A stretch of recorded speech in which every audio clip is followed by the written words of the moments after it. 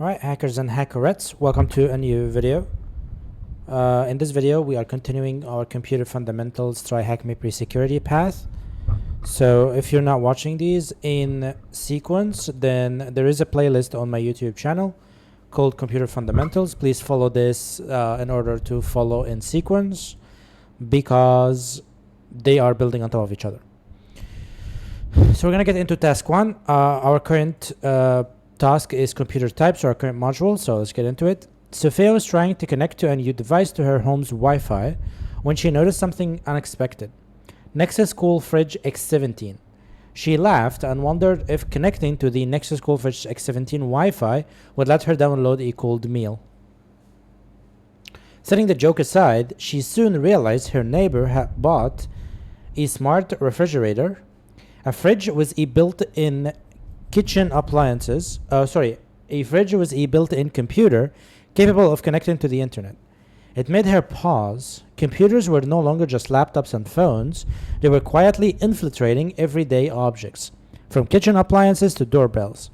Sophia had seen the strange stories online about how smart devices behaving badly, but she had never really stopped to think about what these machines actually were. She looked forward to learning more about computers during her upcoming summer internship, which I think we're going to follow with her.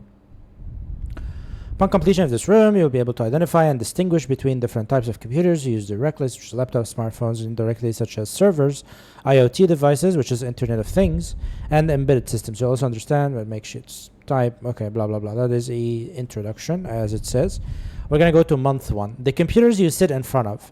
During her first month at Nova Labs, Sophia learned an important lesson. Not all computers are meant to move. Not all computers are meant for people to sit in front of. That makes sense. She was introduced to 4 types of computers that often look similar but serve very different purposes. Portable everyday computing, sustained performance at fixed location. Let's compare the below. So a laptop is portable everyday computing. A desktop is sustained performance at a fixed location. Workstation is precision and reliability for professional tasks. And server, providing services to many users over a network. How Sophia learned the difference. Sophia began with a laptop, the computer she already knew best. It was perfect for emails and documents, but when she pushed it with long tasks, it slowed down. Gabriel explained that laptops are built to be portable, and staying cool in a small battery-powered device is difficult. That makes sense.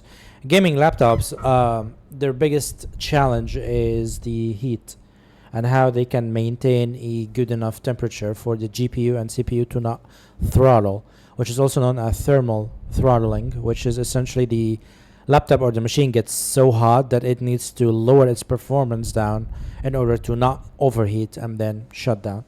Older laptops, if you had like an old model of a laptop, when they overheated, they just shut down immediately.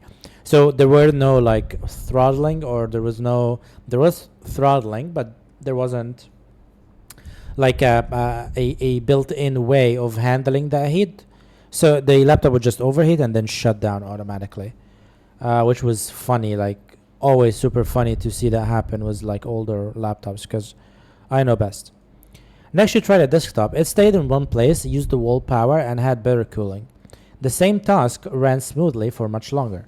Desktops are designed for consistency rather than mobility, which is like the big case that I have here with huge GPU and motherboard, and I have 3 monitors, so definitely immobile, but much more work can be done on it with ease and speed.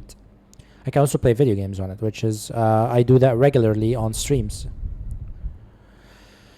Now, when Sophia moved on to professional work, such as simulations and 3D models, Gabriel showed her a workstation. It looked like a desktop, but it was built differently. Workstation prioritized accuracy and reliability, using specialized components to reduce errors during long or complex computations. Finally, Gabriel took her to a room full of machines with no screens at all. These were servers. They ran continuously, multiple users, whatever. Okay. So which computer type usually runs without a dedicated screen and keyboard? It is a server. What kind of computer what type of computer with specialized components would one buy to carry out precision work? Was that a workstation, I believe? Workstation. Okay, lovely stuff. Let's get to task 3. By her second month at Nova Labs, I don't know why they call it Nova Labs. Like, shouldn't they just call it TryHackMe Labs or something? I don't know. Sophia has started computers. Okay, let's check the other types. We have smartphone, pocket-sized iPhone and Android, tablet, IoT device, network connected device with a single purpose, like a thermostat, a smart doorbell, a fitness tracker, and then an embedded computer built into another device. Coffee maker controller, automatic door sensor, lamp, dimmer, chip.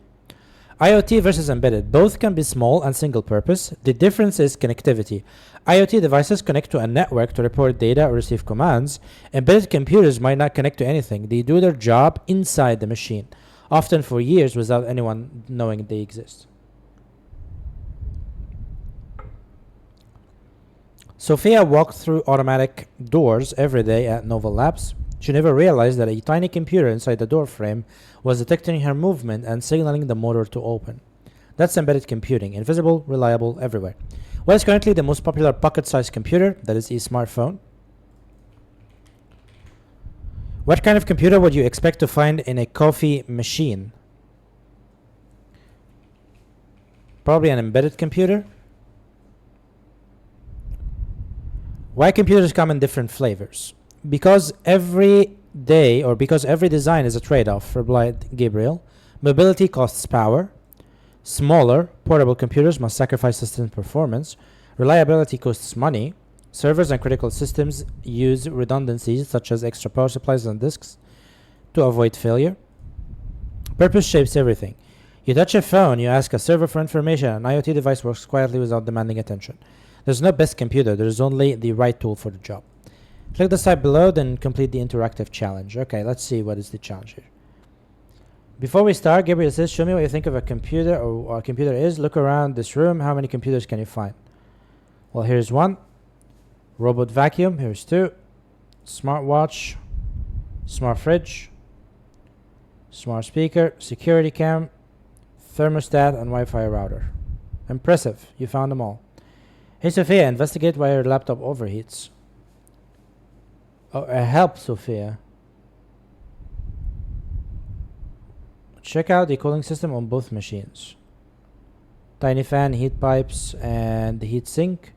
Large fans, airflow space, and then this. So click on each machine to discover all cooling components. So I should do that, okay? What keeps the servers running? So both on. Okay. Gabriel nods. Redundant power reduces a single. Okay, so basically, like, you have like multiple power supplies because if one fails, then the other could just carry up. Match one job to the right tool. So edit 4K videos or day. That's probably gonna be a workstation. Host a website 24/7. That's always a server. Ring button when pressed. That's an embedded. Great matching skills. Why do laptops throttle more than desktops? It's because of less cooling space. What does server redundancy prevent is exactly a central point of failure. Why do smartphones last longer on batteries than laptops? Because they are optimized for efficiency. Which feature is more common in workstations? EEC, RAM, and certified drivers for sure. In many smart homes, what coordinates devices? Hub or cloud device. You found the flag. 8 computer types.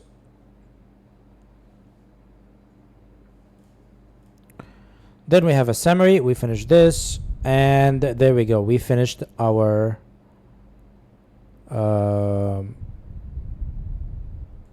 computer types machine. Now, I'll be posting this as a video, even though it's not really where we want our videos to go. So I'll probably just post this or yeah, I guess I'll post this. Yeah.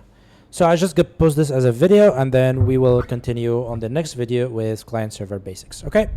Thank you for watching, and I will see you in the next video where we're talking about client server basics. See ya.